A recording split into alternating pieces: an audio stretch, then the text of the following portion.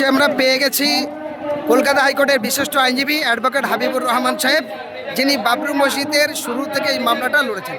এখন জানবো তার কাছ থেকে তার বক্তব্য। স্যার, আপনি এই বাবরি মসজিদের আইনজীবী হিসাবে কলকাতা হাইকোর্টে প্রথমেই আপনি মামলায় আপনি মুখ করেছেন এবং সেকেন্ডবারে যে মামলা হচ্ছে সেটাও আপনার দ্বারাই এই মসজিদের রায়টা হয়েছে। আর আজকের প্রথম আপনি এখানে আসলেন, এত লক্ষ লক্ষ মানুষ দেখে কেমন লাগছে আর কি বলবেন? দেখুন, আমি তো অত্যন্ত আপ্লুত এবং নিজেকে অত্যন্ত ভাগ্যবান এবং খুব আনন্দিত এবং খুশি মনে হচ্ছে আমার। আর উপরওয়ালার কাছে আমি হাজার শুকর যে আমার মতো একটা নগণ্য ব্যক্তিকে এরকম একটা পবিত্র মহান কাজ করিয়ে নিতে পেরেছে। বাবরি মসজিদকে বন্ধ করবার জন্য কলকাতা হাইকোর্টে মামলা হয়েছিল, সেখানে আমি দাঁড়িয়ে বারবার সওয়াল করেছি এবং কোর্ট আমাদের পক্ষেই রায় দিয়েছে, বাবরি মসজিদের পক্ষেই রায় দিয়েছে। আর এই বাবরি মসজিদকে কেন্দ্র করে মুর্শিদাবাদের বেলডাঙ্গায় রেজিনগরের এখানে লক্ষ লক্ষ লোকের জমায়েত প্রত্যেকটা জুম্মার দিনেই যেন আমি শুনলাম যে এরকম আজকে যেন একটু কম লক্ষ হয়েছে। তো আজকে যা লোক, এ তো মানে লক্ষ লক্ষ লোকের জনসমাগম। সেখানে আমি হুমায়ুন কবির আমি পাশাপাশি দাঁড়িয়ে নামাজ আদায় করলাম। তো এটা মানে অত্যন্ত সৌভাগ্যের বিষয় এবং মানে নিজেকে খুব গর্বিত মনে করছি। এই মসজিদে নিয়ে মুসলমানদেরই একটা অংশের কয়েকটা মানুষ বিচ্ছিন্নতাভাবে মনোভাব নিচ্ছে।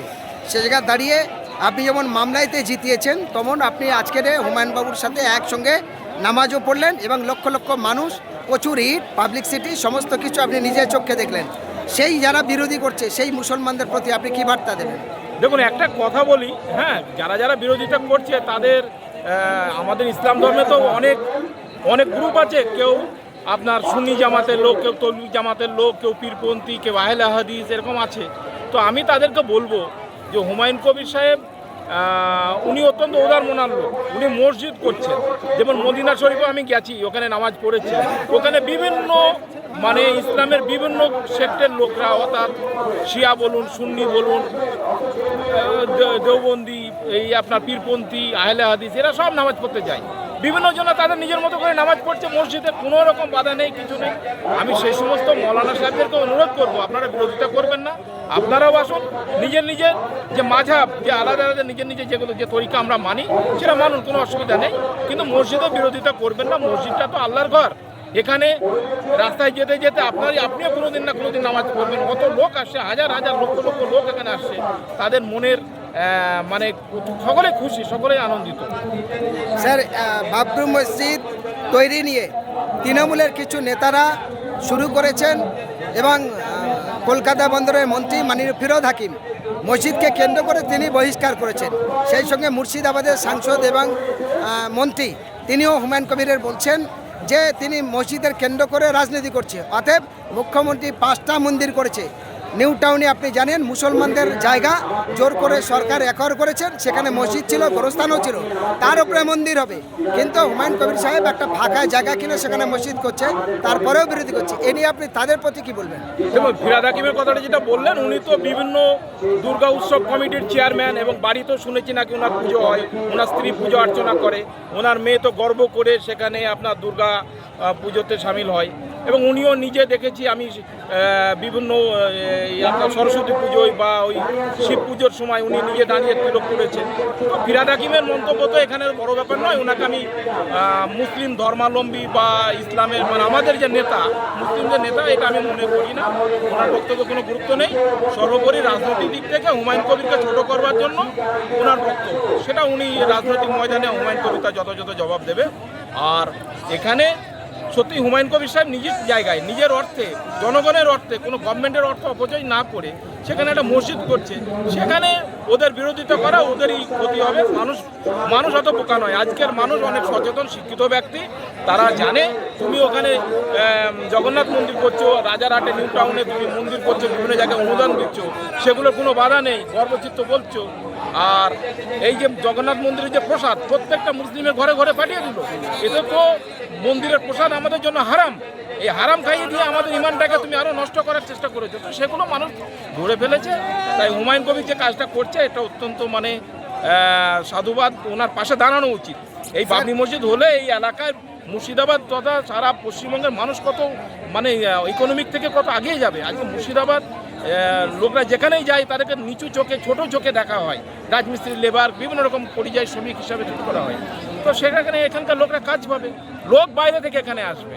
অতএব বিশেষ করে মুর্শিদাবাদের লোকরা কোনো দল, মত, জাতি, ধর্ম নির্বিশেষে হুমায়ুন কবিরের পাশে থাকা উচিত।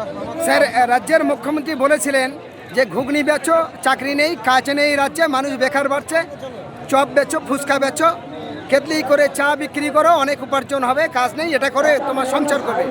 কিন্তু তিনি তাদের বাস্তবে সেই ব্যবসা করার মতো জায়গা খুঁজে দিতে পারলেন না। হুমায়ুন কবির সাহেব এই এখানে যে মসজিদটা শিলান্যাস করলেন, তার সঙ্গে তিনি হসপিটাল করবেন, মডেল স্কুল করবেন, স্বাস্থ্যকেন্দ্র করবেন, অনেক কিছু করবেন। এই স্বপ্নে আশেপাশে বীরভূম, মালদা, মুর্শিদাবাদ, দিনাজপুর, দক্ষিণ চব্বিশ পরগনা, উত্তর চব্বিশ পরগনা সহ বেশ কিছু, মেদিনীপুর, পূর্ব, পশ্চিম, ঝাড়খণ্ড, বিভিন্ন জায়গায় সাড়া জেগেছে। মানুষ 2026-এ হুমায়ুন কবিরকে মুখ্যমন্ত্রী দেখতে চায়। সেই বিষয়ে আপনার কি মত? দেখুন, মুখ্যমন্ত্রী যে ঘুগনি মুড়ি বিক্রি করার কথা যেটা বলছে, ওনার তো বয়স হয়েছে 70 উপরে বয়স, ওনার দ্বারা আর হবে না, অনেক ভুলভাল সিদ্ধান্ত নিচ্ছে। মুসলিমদেরকে উনি ধমকি সুরে বলছেন যে তোমরা সিদ্ধান্ত নাও, কি করবে, বিজেপি আসবে, বিজেপি জুজু দেখিয়ে দেখিয়ে ভোট নিয়েছে। কিন্তু এই পশ্চিমবঙ্গে বিজেপিকে আনার, বিজেপির সাথে অ্যালায়েন্স করে পশ্চিমবঙ্গে বিজেপিকে কে এনেছে? তৃণমূল পার্টি এনেছে, মুখ্যমন্ত্রী এনেছে। মমতা ব্যানার্জি তৃণমূল বিজেপির সাথে অ্যালায়েন্স করে এখানে ভোটে লড়েছে। অতএব ওনার মুখে এগুলো মানায় না। আর কর্মক্ষেত্র বলুন, এখানে তো শিল্পের তো পুরো 12টা বেজে গেছে। এই 14 বছরে একটাও শিল্প হয়নি। ভালো ভালো অর্থশীল, বিত্তশালী লোকরা, যারা শিল্পপতি লোকরা পশ্চিমবঙ্গ ছেড়ে অন্য জায়গায় চলে যাচ্ছে। অতএব ওনাকে সরানো উচিত। উনি যথেষ্ট সময় পেয়েছেন, আর ওনার দ্বারা এই রাজ্য চলবে না। আপনি, আমার লাস্ট প্রশ্ন স্যার, আপনি তৃতীয় জুম্মায় এই প্রথম হাইকোর্টের বিশিষ্ট আইনজীবী হিসাবে যে আপনার লড়াই, আপনার রণকৌশলে হাইকোর্টের মহামান্য বিচারপতি আপনার রায়কে মেনে নিয়েছেন, আপনার পিটিশনকে মেনে নিয়ে আজকের সেই মসজিদ সুন্দর হয়েছে। আপনি নিজে এসে দেখলেন, সেখানে নামাজ পড়লেন, কতটা খুশি আজ? না, অত্যন্ত খুশি এবং নিজেকে খুব গর্বিত মনে করছি। এখানে লক্ষ লক্ষ লোকের জমায়েত, তাদের মাঝে আমি নামাজ পড়তে পেলাম এবং এখানকার বিভিন্ন প্রান্ত থেকে মানুষ এসছে, নামাজে সামিল হয়েছে। সকলের সঙ্গে আমিও খুশি এবং আমি যাতে চেষ্টা করব বারবার এখানে আসার। ধন্যবাদ স্যার। আমি আপনাদের সকলের উদ্দেশ্যে জানাই, আপনারা বলছেন কেমন খুশি। ইনি ছিলেন হাবিবুর রহমান, কলকাতা হাইকোর্টের বিশিষ্ট আইনজীবী, যিনি এই রায়টা জিতিয়েছেন। কি বলবেন আপনারা? আমরা এসেছি, আমরা খুব খুশি, আনন্দ। মমতা সরকার, আপনারা কি বলবেন? সেই আইনজীবী হাইকোর্টের হাবিবুর রহমান সাহেব আসছে,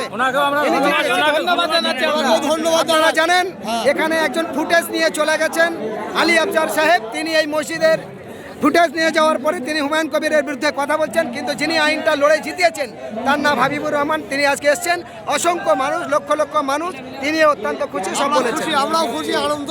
আপনারা কি বলছেন? আমরা খুশি, খুশির মধ্যে